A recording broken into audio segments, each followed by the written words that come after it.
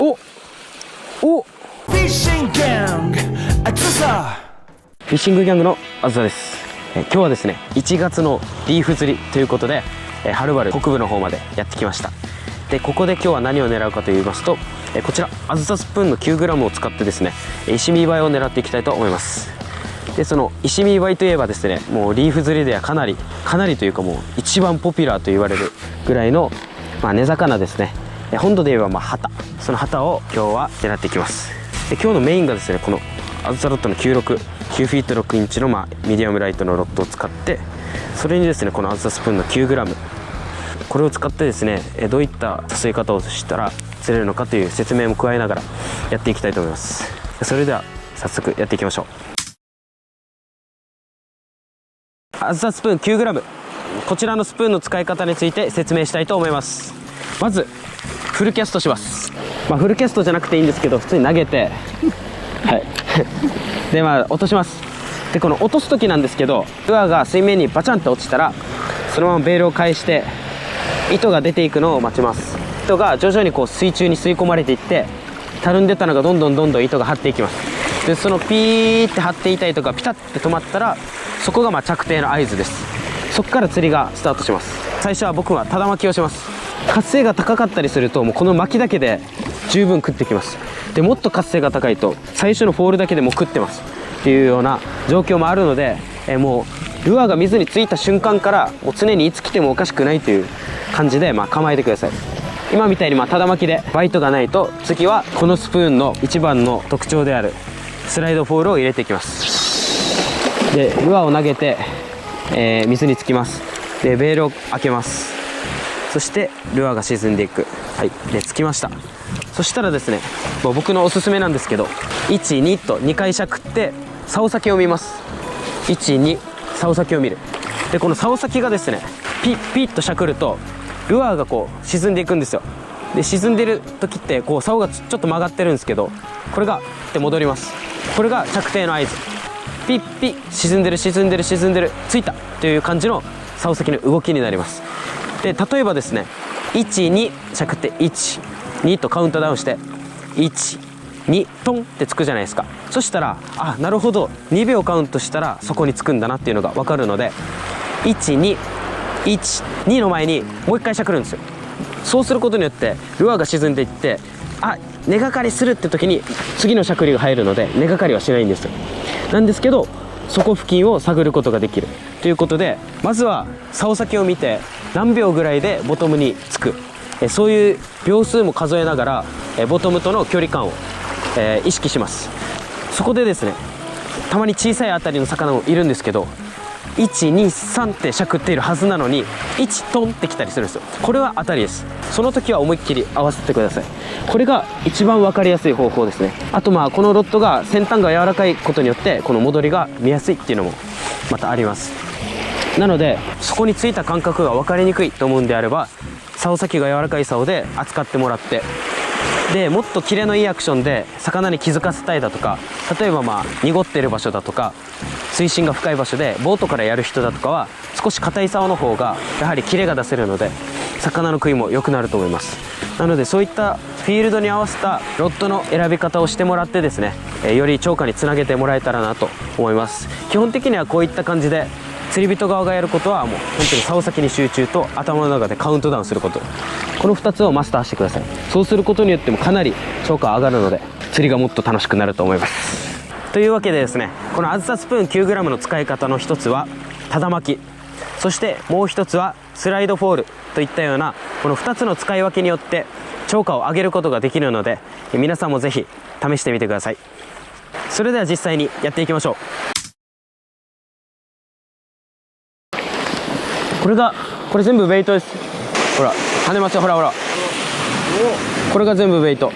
こういう小魚がいるときはだいたいこの魚を食べにフィッシュイーターがこの辺にいるはずなんですけど、今のところ反応ないです。今ちょっと見えにくいんですけど、この浅瀬にですね結構ベイトがまばらに散ってるような状況で、パッと見た感じどこで来てもおかしくないなっていう感じですね。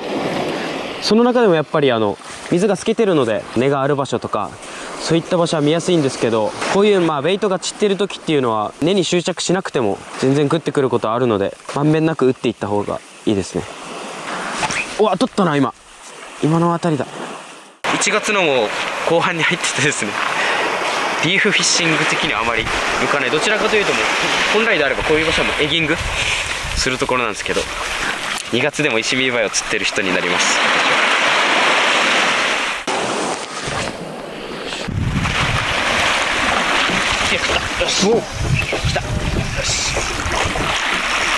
今回使用したタックルです。今回使用したロッドはこちら、あずさの 96ML です。リールはシマノさんから出ているツインパワー XD の C3000HG です。ラインはですね、バリバスさんから出ているショアマスター P、 こちらの 0.6 号を使用しました。リーダーはですね、バリバスさんから出ている TI ニックスの4号を使用しています。そして今回使用したルアーがこちら、あずさ SS9g のイエロークロームです。フックはですね、オーナーさんから出ているループアイシングルの10を使用しました。かなり遠くできました。多分イシミバイですね。重たいんですけどそんなに引かないんで。来ました。おお、久しぶりの5体目イシミバイです。来ました。おお、危ない。かなり遠くで来ましたね。今のこういう根に潜る魚が遠くで来ると大体潜られるんで、ちょっと内心はヒヤヒヤですよ。アベレージいいっすね。全然20センチを超えてるって感じ。和名が関門ハタ、リーフ釣りでは最もポピュラーな魚ですね。方言名がイシミバイといって、1月でもがっつり食ってくれました。ありがとう。外側からかかってるんで、こうスプーンが通過しようとしてるところを横からこうバンって食ってきて、そのままフッキングしてるような状況、口の外にかかる。じゃあリリースします。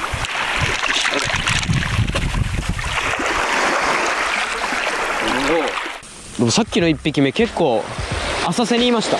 普通であれば気温が下がることによって水温が下がるっていう影響を受けにくい深場に移動するんですけど、バリバリ浅瀬で食ってきたんで、もしかしたら北海道育ちの魚かもしれないです。こういう場所がいいんですよ。結構こういうところってやっぱりこの淡水が流れてくるんで、それが流れてくる場所っていうのはやっぱりボラとかが溜まりやすくて、そういうベイトがつきやすい場所で、カニとかも来るし、甲殻類、ボラ、そういったベイトが集まりやすい場所なので、そこにこういう黒い根があるっていう状況はもう完璧ですね。こういった砂浜とか、リーフ帯でチヌがいかにもいそうだなっていう場所があって、それはもうパッと見で泡が浮いてる場所です。水面にこう泡がポツポツポツポツポツとかで、ちょっと流されてきたこの枯れ葉とかが浮いててドヨーンってしてる場所は結構チヌがいる確率が高いです。今時期はちょっと少なくなるんですけど、頭の片隅に入れててください。食った。ほら、バレたー。やってしまった。構えてたのに。リベンジいけるか。違う魚が。違うか。やべえ。やべえ。そうか。やべえ。釣れてる。なんすかこれ。石見をばらしてエソを釣る男。これはキングオブザゲドの ESO です。釣れてるじゃないですか。キングが現れました。当たりは立派に出るんですよ。この魚はドンって当たって、乗らなかったって言ったら乗ってるのがこの魚。よ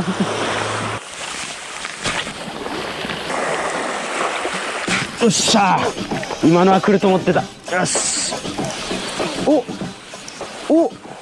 のスプーンがですね、スライドスプーンという名前がついているようにですね、フォールさせた時にこう横にスライドしていくっていう姿勢で落ちていきます。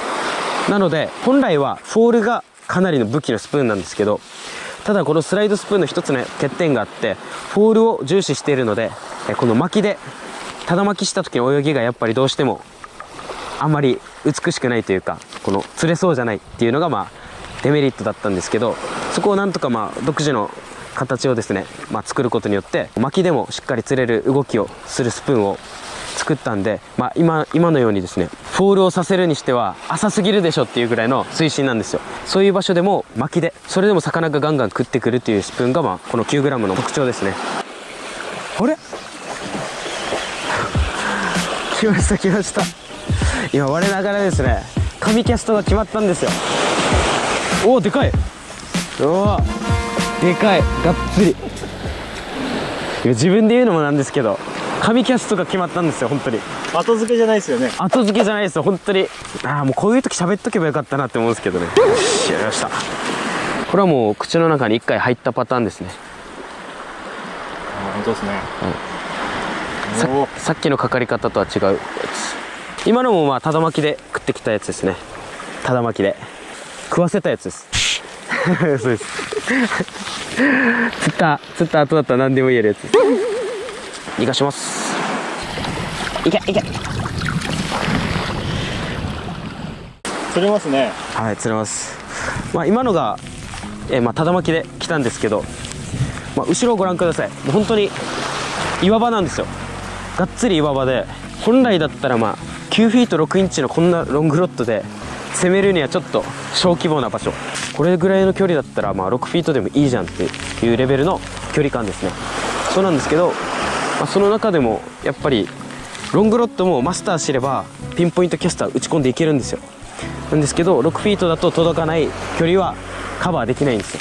やっぱ大は小を兼ねるっていうように、ロングロッドはピンポイントキャストもやりにくいんですけど、慣れればできるようになります。今見栄えがヒットした場所にちょっと近づいて見てみましょう。もうがっつり底が見える水深ですね。この距離感ですよ。もう本当に下から投げても届くぐらいの距離ですね。これぐらい投げてももう全然届いちゃう距離ですね。なんですけど、まあ、そこをただ巻きで攻めていく。で今ヒットしたのはちょっと出てる岩ですね。このちょっとポコンって出てる岩、ポコンって出てる岩の右下にちょこっとまた岩が出てるんですけど、その大岩とこの小岩の間ですね。ちょっと今投げてみましょうね。この辺ですね。この大岩と小岩の間、すごいっすね。こっちに、先ほどの立ち位置からまあ綺麗にキャストが決まって食ってきたという感じですね。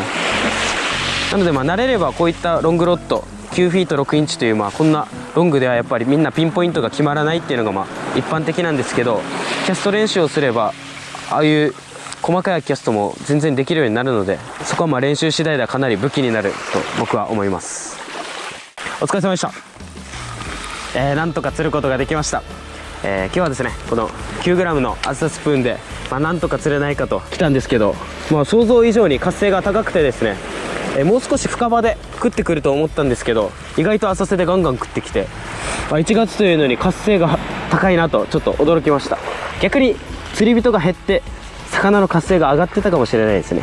まあ、その中でも、まあ、この厚さスプーンの 9g ですね、あまりこの初話から動画を僕が上げてなかったっていうのもあるんですけど、やはりこのポールだけではなくただ巻きでも釣れるよっていうのが、まあ動画として見せきれたのが、僕は今日は嬉しいところです。